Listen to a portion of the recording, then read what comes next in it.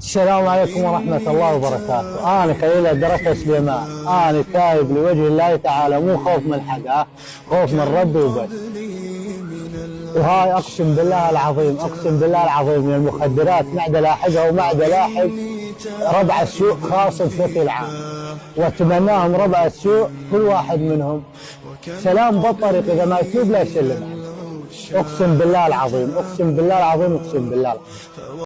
وجه الشاب خليل الدرك السليمان ابن محافظة دير الزور رسالة والنداء لجميع الأشخاص اللي يتعاطون المخدرات، إنه لازم الناس تتعظ من هذا الأمر، لازم الناس تبعد عن هذا الشيء، لأنه صراحة راح يؤدي للهلاك. لازم الناس تخاف من رب العالمين، لازم الناس يكون عندها إيمان قوي لحتى تترك هذا الشيء. وجه نداء إنه لحدا من الناس اللي تتعاطى حتى سلام يسلم عليه، لأنه الرجال تاب توبة نصوحة. نتمنى من الكل يشارك في فيديو على أوسع نطاق، بلكي الناس اللي تشرب وتتعاطى اللي راح تهدم الأجيال الجاية لازم تبطل هذا الشي، لأنه صراحة شي مخزي جدا للغاية، وشي راح يدمر العوائل، راح يدمر المستقبل بشكل كامل ومستقبل الشخص حصرا.